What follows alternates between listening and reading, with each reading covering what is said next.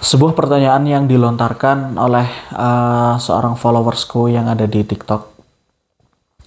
Dia mengajukan kurang lebih 10 pertanyaan masalah Islam, seputar agama Islam, tentang kebenaran, tentang perbandingan Islam, tentang kontroversi beberapa ajaran-ajaran di dalam Islam, terutama yang menyangkut masa kenabian dari Rasulullah Sallallahu Alaihi Wasallam.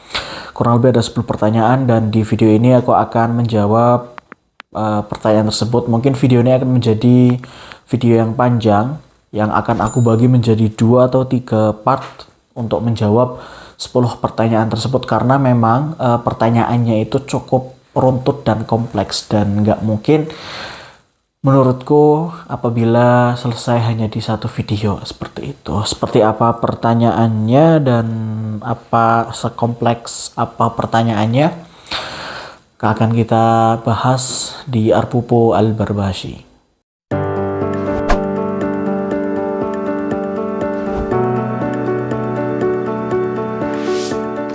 Oke, pertanyaan yang pertama bunyinya seperti ini. Dari perspektif Mas Adit sebagai seorang muslim, apa yang menyebabkan Tuhan melabeli Islam sebagai agama yang diridhoi Allah? Namun, mengapa dalam Al-Quran juga disebutkan bahwa orang-orang Nasrani, Yahudi, bahkan Sabi'in yang menyembah dewa-dewa juga dianggap sebagai orang yang mukmin?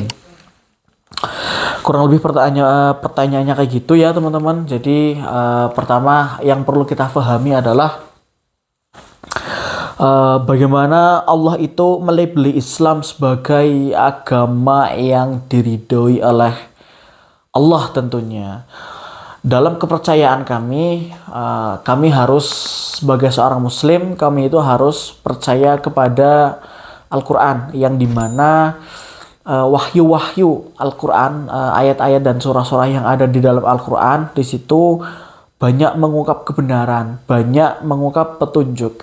Dzalikal kitabu la raiba fih. Dalam Quran ini, sesungguhnya dalam Quran kitab ini nggak ada keraguan di dalamnya. Hudal lil muttaqin, dan petunjuk bagi orang-orang yang bertakwa. Maka Quran itu sebagai petunjuk al-huda lil muttaqin, untuk orang-orang yang bertakwa. Hal itu tentu akan sangat kami yakini bahwa memang Al-Quran itu diturunkan sebagai huda, petunjuk kepada orang-orang yang bertakwa dan kepada orang-orang yang mengikuti Rasulullah Sallallahu Alaihi Wasallam. Dalam Quran surah Ali Imran ayat 19, di situ Allah menjelaskan di pembukaan ayatnya adalah innad dina indallahil Islam.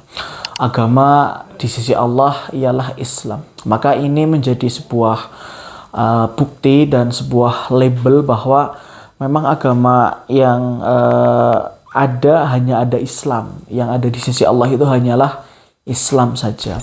Lalu dalam surat lain Al-Maidah ayat 3, di situ Allah menjelaskan al-yaumal akmaltu lakum dinakum wa atmamtu alaikum ni'mati wa raditu lakumul Islam madina. Di situ Allah menjelaskan al-yaumal akmaltu lakum dinakum, pada hari ini telah aku sempurnakan agamamu, lalu telah aku cukupkan nikmatku bagimu, dan aku ridhoi Islam sebagai agamamu. Dan ini menjadi sebuah pelabelan lagi terhadap Islam, bahwa memang Islam itu adalah agama yang diridhoi oleh Allah Subhanahu wa taala. Nah, dari 2 ayat tersebut pun memang Allah sudah melabeli Islam sebagai agama yang benar dan ridho di sisinya, gitu loh teman-teman.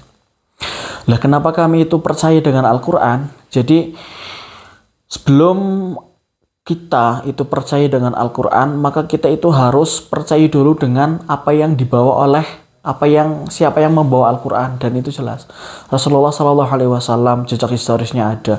Siapa Tuhannya jelas adalah Allah Subhanahu wa taala.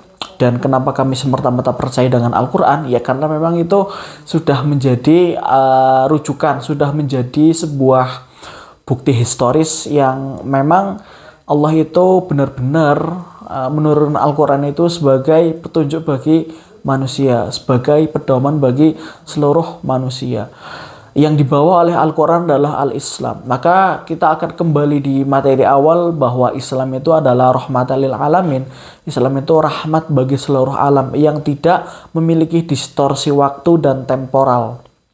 Jadi semenjak Islam itu hadir, Islam telah banyak membawa perubahan dalam kehidupan dunia.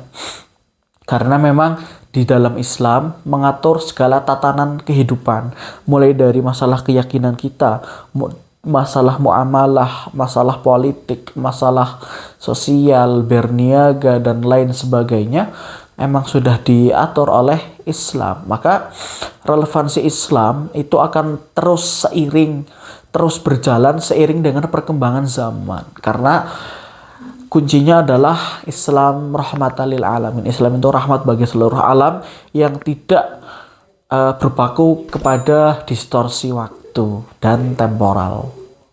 Lalu bagaimana dengan anggapan orang-orang Yahudi, Nasrani, dan Sabi'in itu akan mendapatkan pahala apa yang telah mereka kerjakan? Itu terdapat di Quran surah Al-Baqarah ayat 62, yang dimana itu merupakan satu dalil yang banyak digunakan oleh orang-orang yang tidak suka terhadap Islam, yang merujuk kepada fitnah-fitnah terhadap Islam yang mengatakan bahwa semua agama itu sama. Pluralisme dalam beragama, rata-rata orang-orang yang menggunakan dalil tersebut adalah orang-orang yang ingin menghancurkan Islam dari dalam, atau menghancurkan Islam secara keyakinan umat-umatnya yang emang awam atau tidak belajar akan hal tersebut. Bunyinya, innalladzina amanu walladzina hadu wan nasara was-sabiina man amana billahi wal yaumil akhir wa amila sholihan falahum ajruhum 'inda rabbihim wala khaufun 'alaihim walahum yahzanun. Di dalam surah tersebut mengatakan orang-orang innalladzina amanu, sesungguhnya orang-orang yang beriman. Lalu orang-orang Yahudi, Nasrani, orang-orang Sabi'in itu akan mendapatkan pahala dan akan masuk surga apabila mereka percaya kepada Allah dan hari akhir. Jadi kayak gini teman-teman, Islam itu turun sebagai penyempurna dari agama-agama sebelumnya, penyempurna dari kitab-kitab sebelumnya. Adapun penamaan dari Yahudi dan Nasrani itu adalah penamaan dari Allah sebelum adanya Islam. Jadi ketika Islam itu turun, maka sudah sepatutnya umat-umat sebelum Islam itu datang harus mengikuti ajaran-ajaran setelah Islam itu datang. Dalam artian, ketika sebelum Islam itu datang, maka orang-orang itu beriman kepada wahyu atau agama sebelum Islam, Yahudi dan Nasrani. Namun ketika Islam itu datang, maka umat-umat itu, manusia itu harus beriman kepada Islam. Begitu aturannya sebenarnya. Nah, yang dimaksud dengan Sabi'in itu para mufassir mengatakan Sabi'in itu adalah orang yang keluar dari agama Nasrani dan Yahudi, tapi mereka masih menyembah Allah dan mempercayai hari akhir. Seperti itu. Jadi yang masyhur dari para mufassir, para ahli tafsir itu, Sabi'in itu bukan para penyembah dewa, walaupun memang ada tafsiran yang mengatakan bahwa Sabi'in itu adalah penyembah dewa di luar agama Yahudi dan Nasrani, seperti itu. Maka jadi analoginya kayak gini teman-teman, Islam itu seperti versi aplikasi yang terbaru. Islam itu datang seperti aplikasi versi yang terbaru. Jadi segala updatean dari software aplikasi tersebut udah ada di dalam Islam nih. Tapi aplikasi tersebut itu tidak menyalahkan, aplikasi terbaru tersebut itu nggak menyalahkan aplikasi-aplikasi sebelumnya, karena memang itu dari satu developer gitu loh. Bahasanya itu kayak gitu teman-teman. Hanya saja kalau pengen kinerjanya lebih baik, upgrade-nya itu lebih terasa, maka kita harus menggunakan aplikasi yang terbaru, seperti itu. Analoginya kayak gitulah, hampir ya seperti itu kurang lebihnya. Jadi bukannya semua agama itu sama, tapi memang Allah itu menurunkan wahyu Yahudi, Nasrani, lalu Islam itu sesuai dengan perkembangan zamannya. Nggak akan bisa apabila Allah itu langsung menurunkan Islam secara sempurna, itu nggak bisa, karena Allah itu keren banget menyesuaikan terhadap kondisi di zaman tersebut gitu loh. Perkembangan dari etika, perkembangan dari lingkungan, perkembangan sosiokulturalnya itu harus disesuaikan dengan apa yang ada di zaman tersebut. Maka suatu hal yang keren dan penuh dengan makna apabila Allah itu menurunkan Al-Quran secara berangsur-angsur ataupun menurunkan wahyu Al-Quran, wahyu Islam itu secara berangsur-angsur, tidak langsung sempurna seperti itu.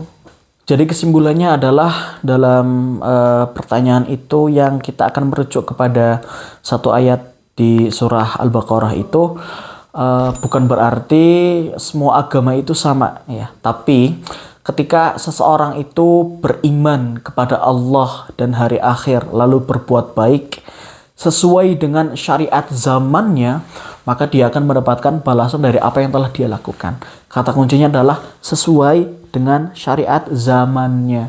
Itu kata kuncinya. Kita udah hidup di zaman Islam, bro. Jadi kita beriman kepada Allah, kepada hari akhir, dan juga kita mengimani iman-iman yang lain yang telah dituntunkan di dalam Islam. Maka akan relevan dan sesuai dengan syariat di zamannya. Silakan tinggalkan pendapatmu di kolom komentar, like kalau suka video ini dan dislike kalau kamu nggak suka. Jangan lupa share dan subscribe apabila kamu merasa channel ini menambah wawasan kamu dan bermanfaat. Terima kasih. Salam akal sehat. Singkat mon ya bro.